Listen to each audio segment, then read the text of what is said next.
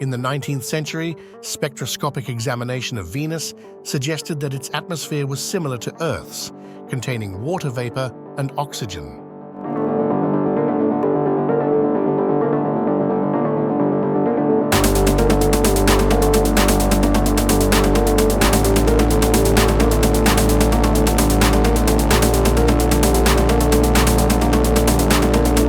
Since Earth's atmospheric composition owed so much to life, it seemed obvious that life, at least plants, must exist on Venus as well. If there be oxygen in the atmosphere of Venus, then it would seem possible that there might be life on that globe not essentially different in character from some forms of life on the Earth, astronomer Robert S. Ball wrote in his widely read late 19th century book, The Story of the Heavens. If water be present on the surface of Venus, and if oxygen be a constituent of its atmosphere, we might expect to find in that planet a luxuriant tropical life. As late as 1918, Svante Arrhenius, a Nobel chemistry laureate, estimated that water was especially abundant on Venus, with humidity 6 times the average on Earth. We must therefore conclude that everything on Venus is dripping wet, thereby accelerating the growth of vegetation, Arrhenius wrote. But the early observations of Venus's atmosphere were crude. About a century ago, refined techniques at the Mount Wilson Observatory in California contradicted the previous findings. Oxygen and water vapor actually seemed scarce in the Venusian clouds. In fact, as spacecraft visiting Venus in recent decades have shown, the air there is nearly all carbon dioxide with a little bit of nitrogen, plus only slight traces of water. It may be that the exacting conditions for the origin of life have not been satisfied. Of course, it was possible that conditions on the surface, hidden by the thick clouds, might still allow life to find a way. There is a possibility that the atmosphere of Venus is permeated with a finely divided dust, a possible product of intense volcanic activity, which would act as an excellent reflector of the sun's rays and would at the same time effectually conceal the surface.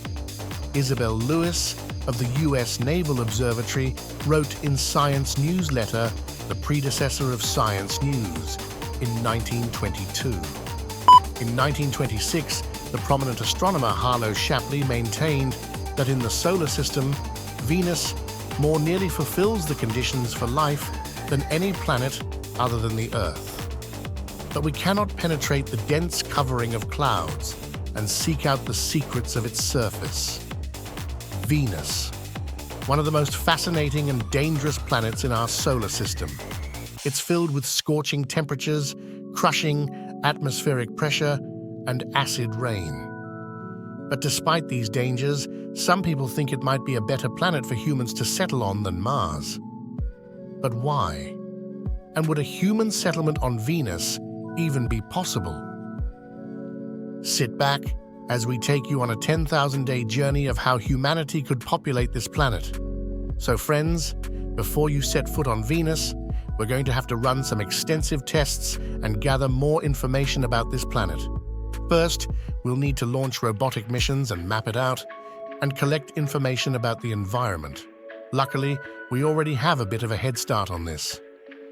Since 1961, spacecraft have been flying by and profiling Venus.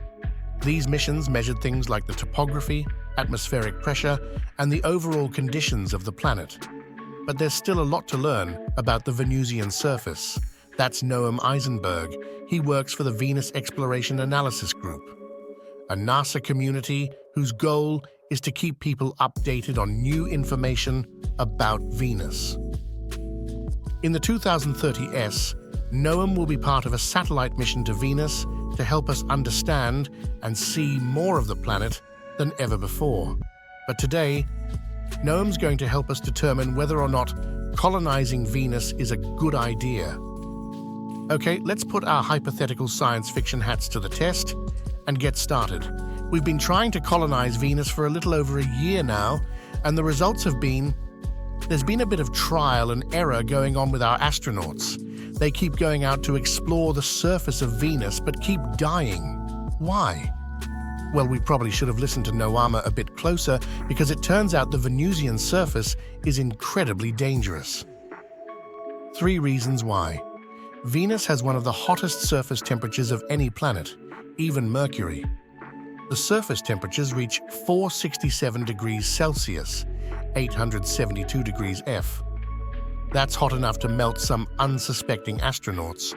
But let's say we somehow managed to build superheat-resistant astronaut suits. Well, you'd still be met with incredible pressure. The atmospheric pressure on Venus is equivalent to what you'd experience at a depth of 900 m, 2,950 feet, underwater. This would instantly crush any astronaut. It would also crush and destroy your spaceship as you land. And if you manage to avoid all that, which you won't, but let's say you do, you'll also have to deal with a corrosive atmosphere, an acid rain. These conditions are powerful enough to destroy your equipment and eventually melt your skin. Do you think this is going to work out? No. Let's jump ahead and try to terraform Venus to make it more like Earth. Day 1000. So we've been attempting to terraform Venus, and it's been a pretty tricky process. The first problem we'd need to solve would be the atmosphere. To make it similar to what we have on Earth, we'd need to eliminate the carbon dioxide and sulfuric clouds. In theory, we could introduce genetically engineered microorganisms that absorb carbon dioxide. But then there's the scorching temperature on Venus. Now, solving this could be done in multiple ways. One of them involves setting up solar shades in space. This would redirect the sun's rays so they don't hit Venus, which would reduce the solar radiation and cool the planet over time. This all sounds wicked cool from a science fiction perspective, but realistically, we're a couple hundred or thousands of years too early for any of this to be possible. This is really complicated, right? If humans were to live on Venus, well, it technically couldn't be on the surface. That would just cost too much money, time, and technology that's not available yet. Maybe it's not about living on the surface, but instead living right above it. Let's fast forward. After years of experimentation, we've finally found the answer about how to live on Venus. The new plan is to create a cloud city 50 kilometers, 31 miles, above Venus's surface. Arguably, this could be one of the most comfortable places for humans to exist in our solar system besides Earth. So up here in the clouds, it would feel like a nice summer day, and the atmospheric pressure wouldn't crush you. Sounds good to me? But what would you live in exactly? Well, we'd create blimps made of Teflon that could be suspended in the clouds. Each blimp could have a different purpose and have different groups of people within it, all connected with covered bridges, so you can travel from one end to the other.